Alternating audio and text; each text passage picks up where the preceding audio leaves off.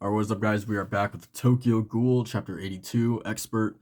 Um, let's just get right into it, man. We had Amon and Akira getting themselves a little bit more acquainted, and I'm really excited to see how this relationship is going to continue to develop. So, yeah, let's get into it. Um, whoa, it's so big. This is CCG Lab. This is where Kinkei's Q bullets and anti-ghoul weapons are made. They also conduct all ghoul-related research. It's where the RC gate was developed. Special Investigator Shinohara, Dr. Chiyo. Hi. This is the doctor who makes our Kinkeis. He's a brilliant researcher who used to work at the GFG, a ghoul research institution in Germany. Cover my tummy with my right arm and bow. and bow. 1, 2. I'm Juzo Suzuya. So you're Suzuya. You're awfully young. Juzo's so fucking cute, man. Come on, man. Like, come on. Um, I hope it meets your expectations. I looked through a number of designs, but I couldn't find one I liked, so I drew one myself. Does it look like that? More or less. The production of Kinkeis is the culmination of advanced biotechnology. Biology, mechanical engineering, and a sense of design that makes it a lethal a weapon as possible. All those elements are necessary to take it beyond the Kagune it was made from.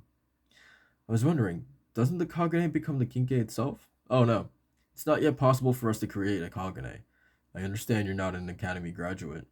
No, I got in through the back channels. Don't say it yourself, right? I'm pretty sure you're not supposed to admit that. Um, do you know the difference between a Kinkei and a Kagune? One has a switch and the other one doesn't. It's not entirely wrong.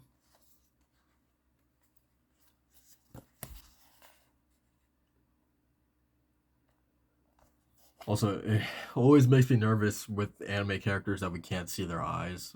I feel like that's a red flag. Um, the Kakuho inside a ghoul's body receives a continuous supply of RC cells to produce a Kagune. That's not the case with the Kakuho we use to make Kinkeis. We can't feed it humans, as you can imagine, so at the moment, the only way to sustain it is by injecting a preserving agent into it. Therefore, our basic principle is saving energy. Arata does a pretty good job with that. Akagene's starting point is the release of RC cells from the Kakuho. Formative phase, the released RC cells bond with each other. Stable phase, the bonded cells maintain their state for a period of time, and then the cells lose their bond as time elapses. Wow, we are really getting into the weeds here. And then it goes back to the start again. It's a repetition of those three phases. This entire cycle occurs at high speed for a ukaku. That's why it appears as if it's floating. However, it's energy consuming. The kakuho is a long, stable phase, so it can maintain itself for an extended period of time. But we are not yet able to recreate this cycle artificially. A Kinkei's shape and size can't be willfully changed, like a ghoul can with their Kagune. Yeah, so they really can't recreate that, right? Even doing like a copy, right? It just won't work. Um, okay. Or at least he's saying that they can't. They're not able to recreate that cycle like just yet. So alluding to the fact that maybe possibly one day in the far future, they would be able to recreate this process, but at least how things stand right now, they just can't, or they're not there yet. Um, so we have to restrict it to one shape for the sake of saving energy. We determine the reach and hardness of a Kinkei depending on the total RC value a Kakuho can retain. You get it? Truzo's just like, oh man. I'll make sure he does. Just think of a Kinkei as having a fixed shape, for the most part. Well then, the moment you've been waiting for. Your Kinkei is right over there. Oh my god, dude. Here you go. Well, impressive, huh? It has a momentary RC value of 5,000. It's a beast.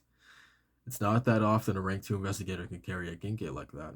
I'm sure they authorized issuing it to you considering you acquired it yourself. I'll show you how the gimmick works. Suzuya and Juzo's just immediately using it. Let's see how it cuts. Good lord.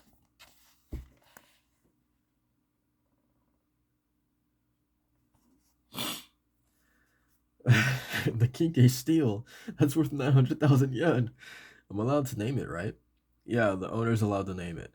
The most popular way is using whatever it was called during the investigation, although Iwacho's guys have a tradition of naming theirs themselves. Now name it 13th Jason. Juzo's Jason. Jason, huh? I like it. It has a nice ring to it. Yay. Nice to meet you, my Jason. Oh? What's up? I see. Juzo Suzuya. Hence Jason. Hmm. CCG's Jason, huh? Interesting. I mean, that has to be like a connection. Like, Juzo couldn't have done that just like, like without reason, right? Hmm. Alright. Marude.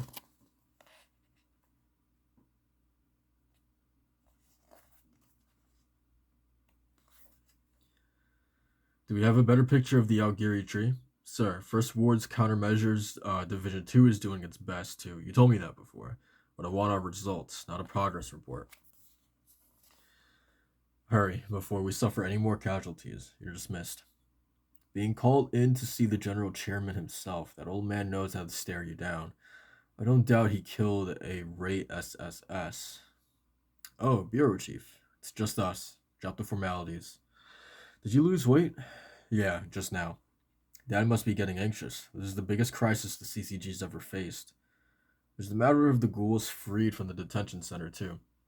Were they taken in by Algiri? Even if they weren't, it doesn't change that they are still a danger to us. Yeah. Who knows what's gonna happen? It's not a laughing matter, Yoshitoki. We need to question the remaining ghouls. Ask ghouls for their help. Use whatever we can. I taught you that, didn't I?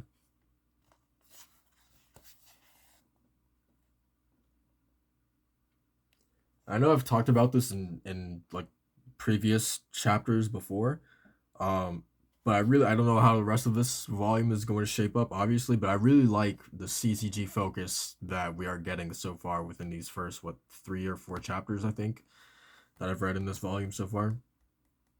Um, yeah, I just feel like so rarely, like, I don't even consider like the CCG like the villains, right? But like getting such an in-depth look into like the hierarchy and how the kinkes are actually made, right? Like getting into the nitty-gritty of the CCG is something that I feel like in other series you don't really get such a comprehensive look into the other side of the coin, right? Like the group that is opposing the heroes or whatever. Um maybe you get like a very surface level look at them for like an arc, for like the villains of that arc.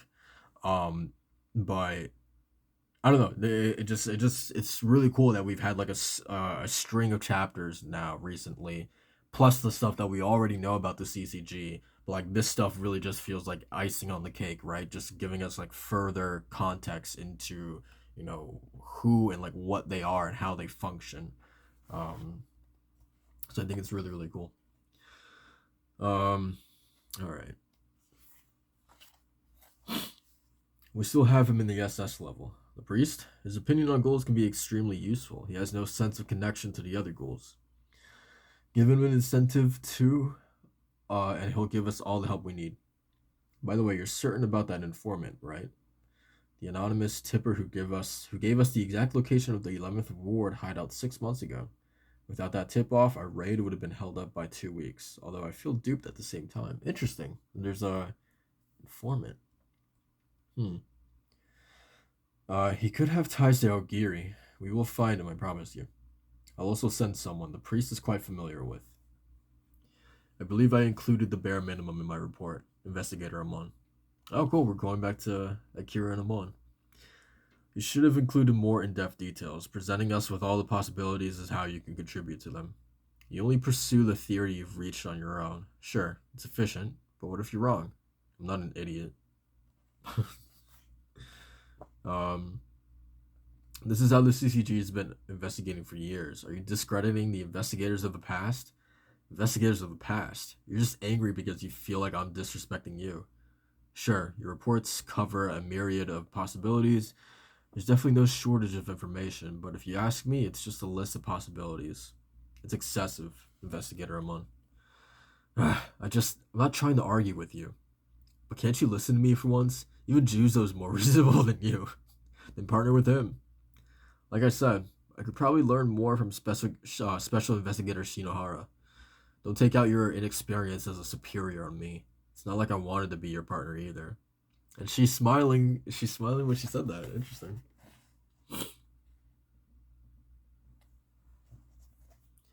Um, she's right. I am inexperienced. Am I taking that frustration out on her like she's saying, or am I upset because of where we're headed? Either way, it's not because of her. I'm sorry. Okay, so they're in the 23rd ward. We still have some repairs to do, but we're back up and running. The Ghoul Detention Center. Whoa. He's in here. Please be careful. Who are they going to meet?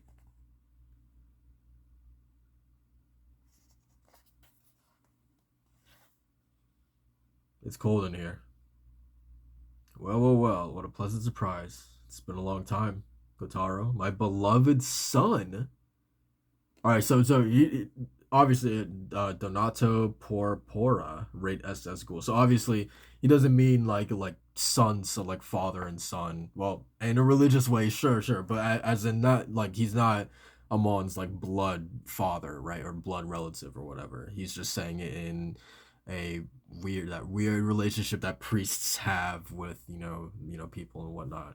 Um, but that definitely shocked me at first. But I was like, okay, wait, let's chill for a second. But yeah, this is the priest that was being talked about earlier. Um, so interesting, man. Also, really cool that they came. I really hope that we get to like explore the detention center a little bit more.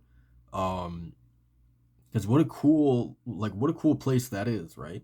Um, because I don't know why, but just like in this world, I feel like it would be like um death. Like if you can't have your freedom as a ghoul, um, it's death or it's freedom or nothing, right? Freedom or death. And I feel like the CCG would handle that in the same way, right? Like I just find it interesting. I mean, it makes sense now given the fact that we see, there's reasons why the CCG would want to keep ghouls alive. Most pressing, our biggest example yet is this priest, right? So it makes sense why the detention center would exist, right? For examples like the priest, but nonetheless, I still find it interesting because I just automatically assume that the CCG would just automatically eradicate like every single goal that they would come across with. Um, yeah, so like the need for a detention center when it was brought up earlier in the Algiri Tree arc was a surprise to me. I was like, whoa, like why would the CCG have a detention center when you would think that they would just straight up kill all ghouls, right? Like just like point blank, just get rid of them all, right? Um, so now learning a little bit about this priest, now it definitely makes sense. Like, oh no, there's still stuff that you can information services that you can still extract from the ghouls. Um, that's saying that you're no use to me dead, right? So maybe that's the same way that the CCG looks at the ghouls that they've captured and thrown into the detention center. Um, or maybe they have a bigger plan for all these ghouls in this detention center. That will come into fruition later on in the series, right? Like a ghoul on ghoul fight or something along those lines. I don't know. They could very well have a plan for them. Um, that would be really really interesting if that is the case. But yeah, I guess that pretty much wraps it up for this chapter, man. The other big thing was Juzo getting a goddamn Kagane, man. That is like, I never. I'm terrified, man. I'm terrified to see Juzo wielding that thing. Like, yeah, it's not gonna be fun for any ghouls. Um, but it was bound to happen, man. Juzo, like it or not, Juzo deserves it, man. He Juzo deserves it. So yeah, that's it for this chapter, guys. Like, comment, subscribe for more Tokyo Ghoul, and I'll see you guys in the next one. Peace.